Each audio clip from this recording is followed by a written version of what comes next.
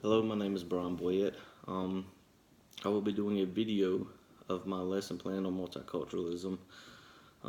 Currently, the classroom I teach is special needs, and this lesson is above where they will be able to complete, and that will be useful for my classroom. So I chose to do the videos explaining the 2 days. The 2 days that I are going to talk about is day 2 and day 3 of the lesson. What I like to do is talk about day 1. Day 1 will be an introduction into multicultural fairy tales. The fairy tale that I chose to talk about is Cinderella. The reason I chose Cinderella is because it's a well-known story. Many students already have prior knowledge of the story, and it's also many different versions that work well when doing a multicultural lesson. For day 1, we will be introducing the fairy tales to the class. In doing so, we will develop an anchor chart. The reason I like to develop anchor charts is that they're visible. They're able to be seen throughout the lesson, and they're always up in the classroom. Another reason is that it allows students to activate their prior knowledge of the lesson, this being fairy tales. Also, that it allows students to make connections during the lesson with their prior knowledge. So while they're learning something new, they can also go back and relate it to something that they've already known. In day 1, we do the fairy tales anchor chart. It'll be something similar to this. As you can see at the top, we have fairy tales. It explains a type of folk tale that has different areas, characters, settings, story events, lesson learned. Fractured fairy tales, written to be humorous by changing a fairy tale in an unexpected way. So we also explain a certain type of fairy tale. Under each section, they have different key points for your characters. Different examples such as princess, kings, a prince. They have different talking animals, magical characters. In the settings, usually you have once upon a time as the beginning of stories. You also have castles and kingdoms, are widely known to be used in fairy tales. Story events, usually magical, something that usually won't happen in real life. And usually you have two different people. You have the good guys versus the bad guys. In the lesson learned, usually behind folk tales, there's always a lesson that can be learned. Some of them are never to give up, follow your dreams, and that dreams can come true. So that will be something that will be hanging up in the classroom throughout the lesson, and it gives the students an opportunity to, again, activate their prior knowledge. And then while we're going throughout the lesson, they can go back and look at that anchor chart, and then they will be able to relate what they've known before and then relate it to what they know now or what they are learning. So starting with day 2, we will start with another anchor chart, which is a compare and contrast.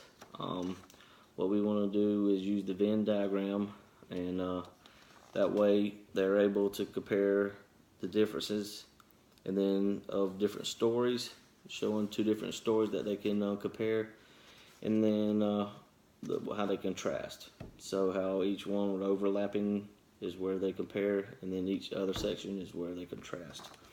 Also, with this anchor chart, I would like to use certain vocabulary words that we can introduce to the classroom so they can understand while we're doing writings, or if we're doing different classroom discussions, words that they want to use.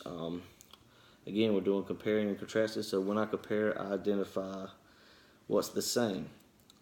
Words that compare: as, both, similar, like, have in common, also, to, similar, and same. When I contrast, I identify what's different. So these are vocabulary words that are different. However, although, as opposed, but, contrary to, and instead. So these are words that we will have up on the anchor chart, again, visible throughout the lesson when students, as we will talk about, will have the opportunity for group discussion, and they can go back and look at the anchor chart while they're having a group discussion or while they're doing their writings to help compare and contrast the different multicultural stories of Cinderella. What we also do on day 2 is I have this little pamphlet here. On the purple side, we have the most commonly form of Cinderella. So we'll be able to go through and read the story that's most common here in America, and they'll be able to read this one. On the other side, we have a Chinese version. So for day 2, we'll read the most common, or American version. Then we can read the Chinese version that's similar to the one that we have here. And then on the back of the pamphlet, we have a diagram here for them to compare and contrast the fairy tales. Fairy tale 1, which is the most common used one. Fairy tale 2, they'll be able to use the Chinese version. In the middle here, we have how they are alike. And as we can see, it's all in one group. So it shows that they both share the same characteristics or the same story themes. And then how they are different. Again, different, they have 2 different sides. It's separated so that the students understand that they're different, one from one for the other. Again, the compare is all in one group, and the contrast is in 2 different groups and all. So that will be our day 2. We will finish up with it.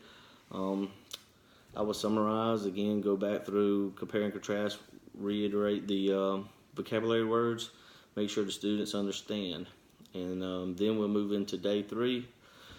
Excuse me. In day 3, we will read Mufara's Beautiful Daughters, and this is a African folk tale that is very similar to the Cinderella.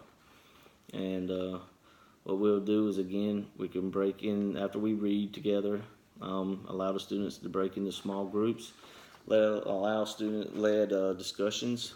Again, refer them back to the anchor chart of compare and contrast, where they're able to compare not only this story to the original, but also to the Chinese version.